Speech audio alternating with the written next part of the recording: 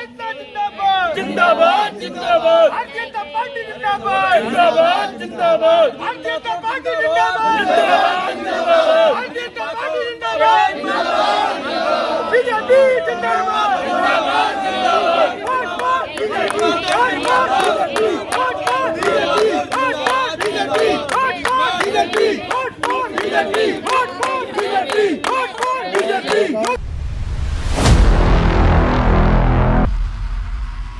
तो मैं ये कहना चाहता हूँ एक बार श्रीकांत शर्मा एक गिलास जल यमुना जल पी लें। अगर वो एक गिलास जल यमुना जल पी लेते हैं तो मैं मानता हूँ वाकई में कि उनके हित से यमुना शुद्ध हो चुकी है। पॉलिटिकल पार्टी के कार्यकर्ता तो लगते ही हैं, वो तो लग ही रहे हैं। जनता ऐसे लग रही है जैसे वो भारतीय जनता पार्टी के कार्यकर्ता के रूप में काम कर रही हो। श्रीकांत शर्मा जी को ब्राह्मण बताकर कैंडिडेट बताया गया है। वही किसी समय पर हम ब्राह्मणों को मंदिर के बाहर खड़े हुए लपके बताते। और पता नहीं ये विकास की जो बात करते हैं वो केवल इनके मन तक ही सीमित है। 300 मीटर का घाट सो करके 30 मीटर का घाट रिप्रेजेंट किया गया। आप कहां तक विकास दिखाओगे? विकास घट रहा है, बढ़ नहीं रहा है कहीं से।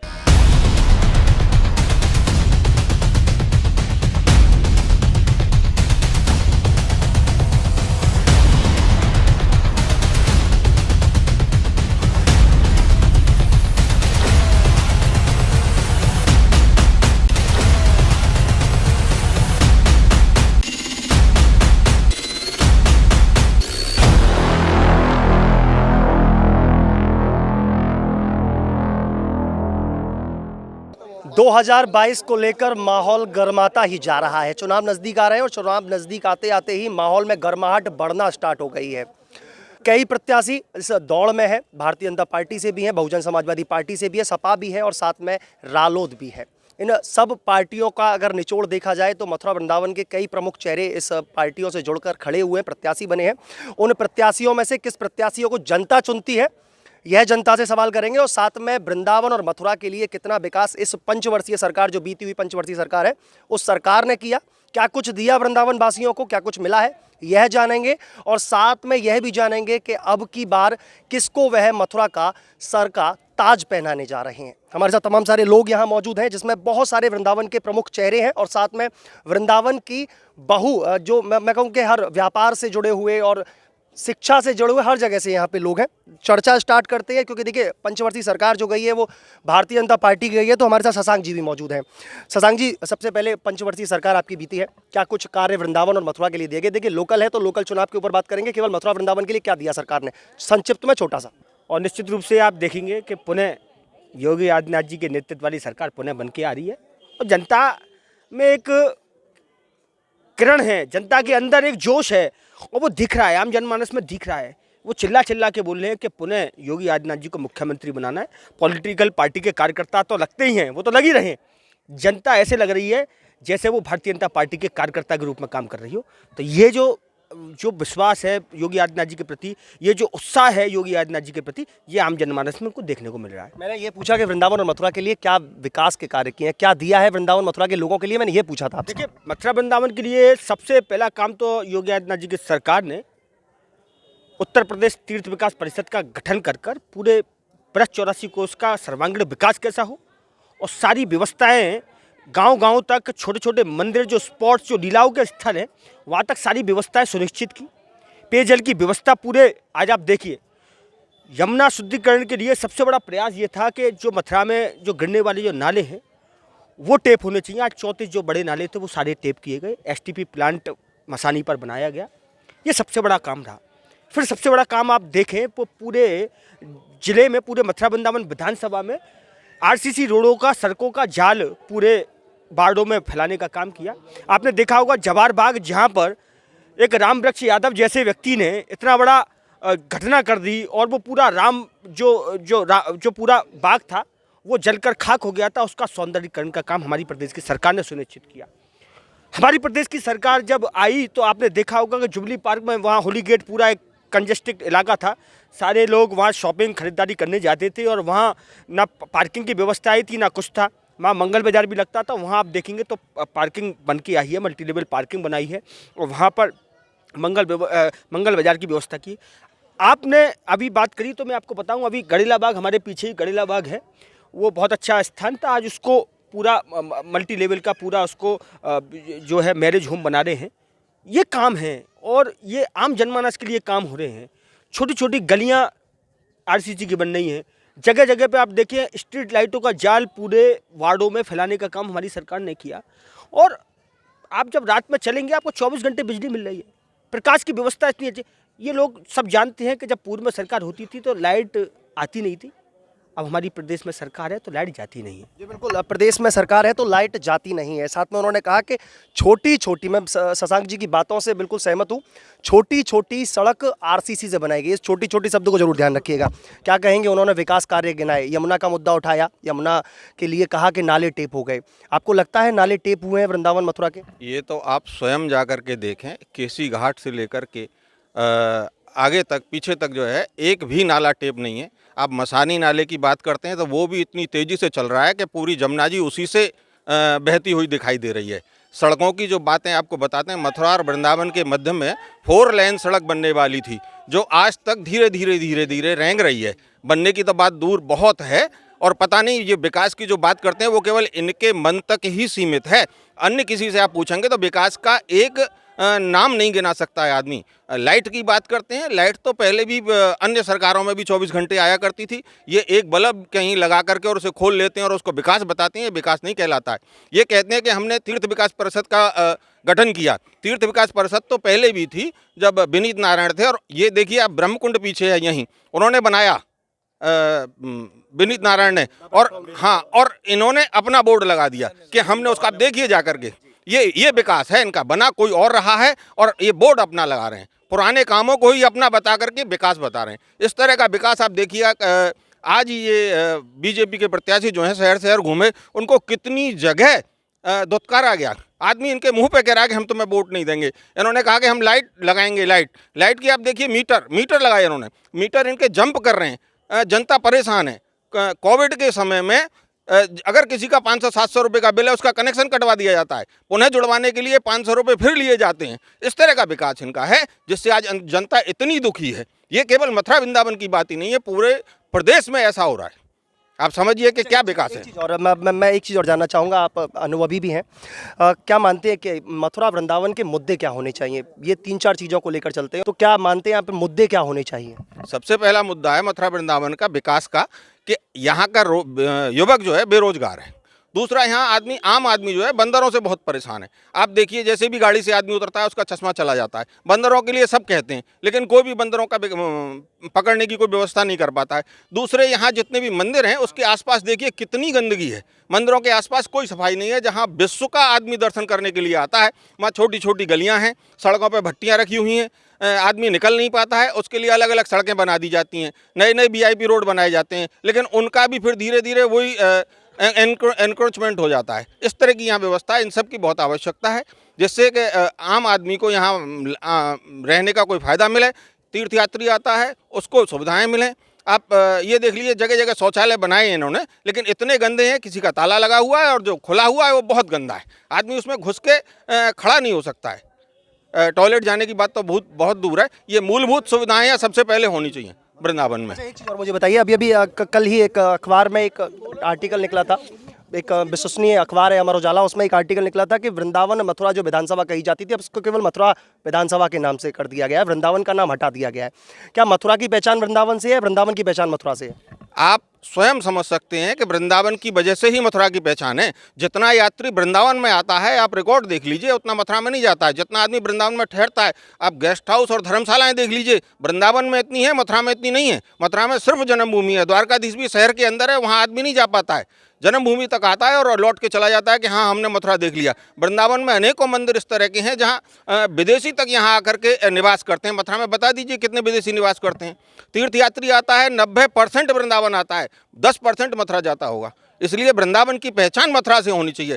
जिस समय मथुरा वृंदावन रेडियो स्टेशन बन रहा था तो उस समय भी यही बात थी कि केवल मथुरा रेडियो स्टेशन था, लेकिन वृंदावन के लोगों ने जब उसका आवाज़ उठाई तब वो मथुरा वृंदावन रेडियो स्टेशन कहा गया, नहीं तो पहले केवल मथुरा रेडियो स्टेशन था। इसलिए दोबारा से कर दिया गया तो क्या जनता आवाज नहीं उठाएगी इस चीज को? बिल्कुल उठाएगी, और ये इस तरह की पोजीशन हो जाएगी कि वृंदावन अपना अलग अस्तित्व बनाने के लिए प्रयासरत रहेगा। और हम चाहते हैं कि वृंदावन को मथुरा नगर निगम से अलग करके वृंदावन नगर पालिका बनाई जानी चाहिए, जिससे वृंदावन का आदमी परेशान न हो, अपनी परेशानियों को लेकर के मथुरा न भागे, यहीं की यहीं उसका काम हो जाए। यहाँ का प्रतिनिधि जो होगा वो हमारी जल्दी सुनेगा। मथुरा का प्रतिनिधि हमारी नहीं सुनता है, न अधिकारी हैं।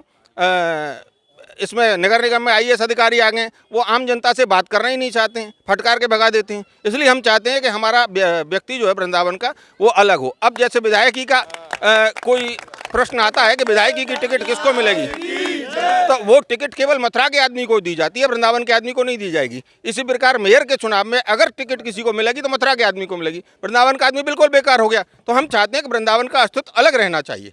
क्या मानते हैं कि जिस तरीके से ये वृंदावन और मथुरा विधानसभा को हटाकर केवल मथुरा विधानसभा कर दिया गया, क्या मानते हैं सही है? इस बारे में नहीं बोलना चाहूँगा। मैं ये बोलना चाहूँगा जैसे हमारे क्षेत्र से श्रीकांत शर्मा जी को ब्राह्मण बताकर कैंडिडेट बताया गया है, वही किसी समय पर हम ब्राह्मणों को मंदिर के बाहर खड़े हुए लपके बताते हैं, आज हमारे पास वो वोट के लिए आते हैं, तो किस हक से हम उनको वोट दें? हम आपसे ये पूछना चाहते हैं। ब्राह्मण कैंडिडेट के हमारे क्षेत्र में और भी नहीं है, बहुत अच्छे अच्छे कैंडिडेट है, पर उनकी कोई सुनवाई नहीं। यहाँ आंख बंद कर टिकट बांटी जाती है, तो विकास कहाँ से होगा? जब पार्टी को अपने हित को देखकर टिकट दी जाएंगी तो आगे का विकास का मुद्दा तो कहीं से रहता नहीं है। रही बात यमुना की, तो मैं ये कहना चाहता हूँ एक बार श्रीकांत शर्मा एक गिलास जल यमुना जल पी लें।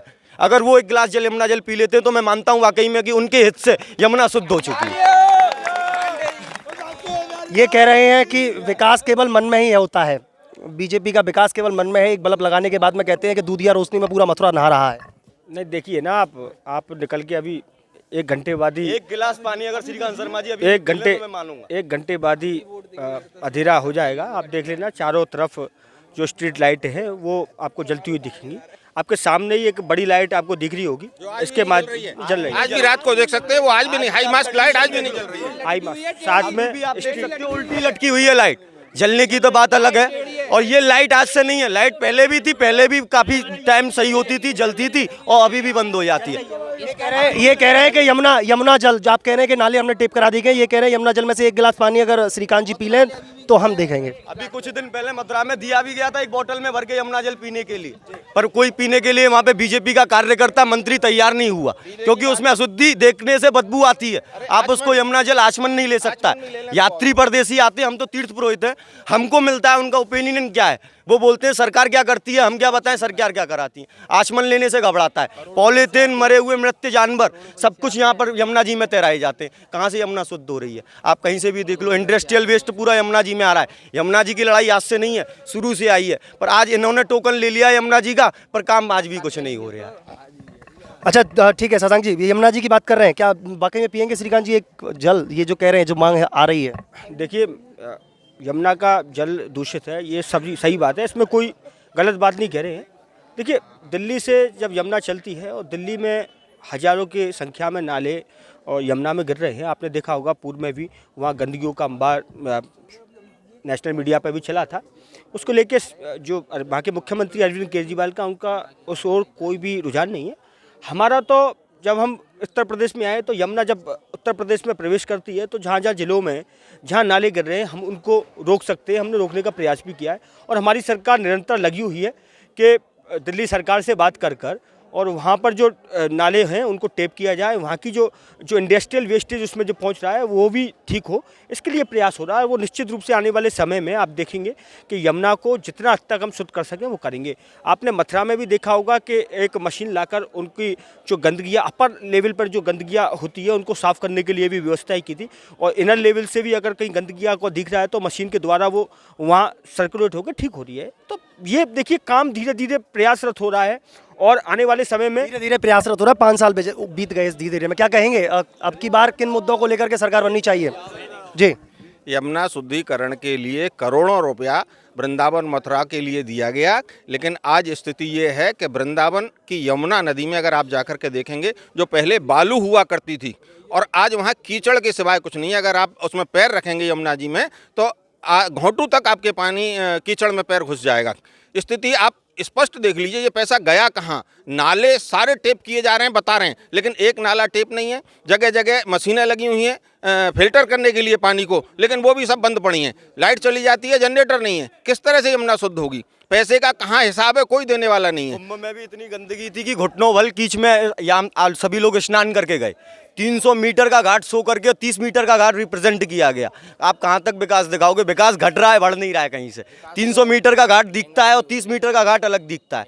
जिस समय कुंभ स्नान हुआ था, यात्री लोग घुटने भर पानी में, बिल्कुल गंदे पानियों में स्नान किया करते थे, क्योंकि यमुना जी का कोई पानी इतना स्तर पे नहीं छोड़ा गया था कि पानी चलता रहे, रेगुलेशन और पानी में सफाई बनी रहे। आप और भी लोग हैं, उन लोगों से पता करेंगे भव्य कुंभ दिव्य कुंभ कैसा कुंभ रहा, यमुना स्नान से ही पता पड़ता है। बिल्कुल, अब थोड़े थोड़े आगे आ जाइए। अब की बार जो सरकार है, चारों प्रत्याशी आपकी आंखों के सामने हैं और चारों प्रत्याशी अलग अलग पार्टी से भी हैं। दो चेहरे अगर प्रमुख देखे जाए तो इनके ही बीजेपी से निकले हुए हैं, एक एसके शर्मा जी और एक श्रीकांत शर्मा जी। दोनों ही, अगर मैं कहूँ एसके शर्मा है तो भी गलत नहीं होगा, क्योंकि श्रीकांत से भी ऐसा आता है और उस पर से भी ऐसा आता है।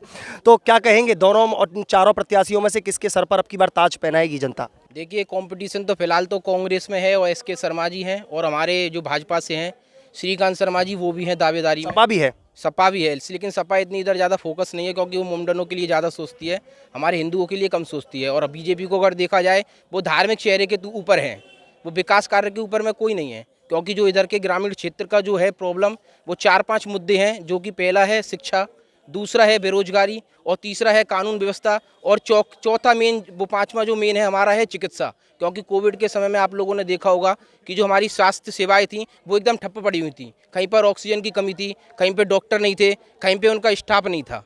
ऐसा कोविड के समय में देखा गया। तो हमारी सरकार को करना चाहिए कि स्वास्थ्य सेवा, शिक्षा और रोजगार के सख्त वो करना चाहिए जरूरी कार्रवाई, ताकि लोगों को रोजगार मिलेगा तो वो महंगाई से जूझ सकती है। जहाँ पे पहले आप लोगों ने देखा था सिलेंडर 450 का था, आज वो 900 रुपये का है, जिसमें कि पहले लोगों को मट्टी का तेल मिलता था राशन में, लेकिन अब वो मट्टी का तेल बंद कर दिया है, तो उनको जरूरी लेना ही पड़ेगा सिलेंडर। पहले सिलेंडर के लिए पैसा नहीं था, तो मट्टी के तेल के चूल्हे पे खाना बना लिया करते थे। आज वो उस आदमी का सोचिए जो किसी की दुकान पर 9,000 रुपये 10,000 रुपये मंथली कमाता है और 2,500 रुपये के मकान में रहता है, और उसका बिजली का बिल भी है।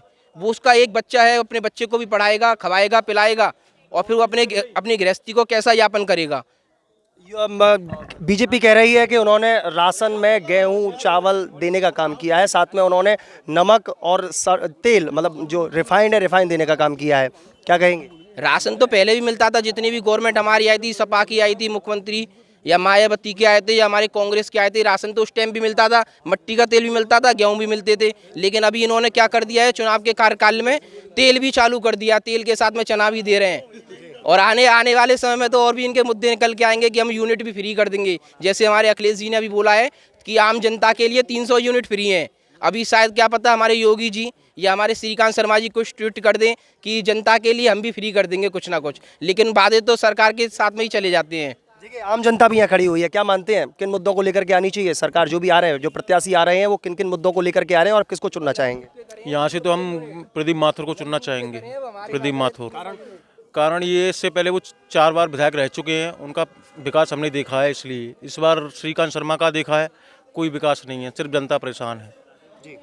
की बार प्रदीप माथुर के साथ तो चारों ही प्रत्याशी दबंग है अपने आप में, और चारों ही प्रत्याशी इस बार फाइट में है। और भी बहुत सारी जनता के लोग हैं। क्या कहेंगे, अब की बार कैसी सरकार? बीजेपी सरकार। सरकार तो बीजेपी की मान ली, लेकिन यहाँ मथुरा वृंदावन की बात कर रहा हूँ। मथुरा वृंदावन की बात करें तो श्रीकांत शर्मा ही हमारे विधायक रहेंगे दोबारा। जितना कार्य उन्होंने कराया अभी तक, प्रदीप माथुर रहे थे 3 बार रहे, 4 बार रहे भैया, 4 बार रहे। अगर उन्होंने कभी मथुरा वृंदावन में किसी भी क्षेत्र में विकास कराया हो तो आप बताइए, इतनी जनता खड़ी है, कुछ कोई बता सकता है कितना विकास कराया। श्रीकांत शर्मा ने सौंदर्यीकरण कराया हमारे का, वृंदावन का, सारी जगह लाइटें लग रही हैं। और आप जाके देखिए यमुना जी की जो ये आज बता रहे हैं कि अशुद्धि है, आप आज की डेट में जाके देखिए आज कैसी यमुना चमक रही है। अभी हम थोड़ी देर पहले मैं वहीं से आ रहा हूँ यमुना जी से, यमुना जी का ये अशुद्धि बताते हैं उस यमुना जी को। ये बोल रहे हैं कि श्रीकांत शर्मा उसका जल नहीं पी सकते। मैं बोल रहा हूँ कि मैं पीकर बताऊंगा उस यमुना का जल। मैं हिंदू हूँ, हिंदू, हमारी यमुना हमारी माता है। हम ऐसे देश में जन्मे हुए हैं जहाँ पे गाय को माता और यमुना गंगा और इनको मैया कहकर पुकारा जाता है। सच्चे सच्चे ब्रजवासी होने का भी हम फर्ज निभा रहे हैं। अगर भैया भी पीने को तैयार हैं तो मैं भी मोटरसाइकिल से एक बोतल जल लेके आने को तैयार हूं। बिल्कुल लेकर अभी आइए, मंगवाता हूं। बिल्कुल लेकर आइए। अगर ये बिना पी लेते हैं, पीने को तैयार हो तो मैं मंगा। बिल्कुल बिल्कुल आप लेकर आइए, मैं आपको पीकर दिखाऊंगा यमुना का जल। यमुना मैया। देखिए देखिए, वाकई में यहाँ यमुना की सबसे बड़ी दुर्भाग्य मैं ये कहूँगा कि यमुना के लिए तमाम सारे सरकार अपने आप में ये कहते हैं कि हम यमुना को शुद्ध करेंगे, लेकिन आज तक यमुना हमारी शुद्ध नहीं हो पाई। देखिए, यहाँ विवाद का विषय नहीं है, केवल ये है कि आपने बताया कि यमुना बहुत अशुद्ध है और वाकई में यमुना शुद्ध है। ये दुर्भाग्यपूर्ण है क्योंकि आज से नहीं, काफ़ी सारी सरकारों ने इस बात की कही कि हम यमुना को शुद्ध करेंगे, लेकिन आज तक कोई नहीं कर पाया।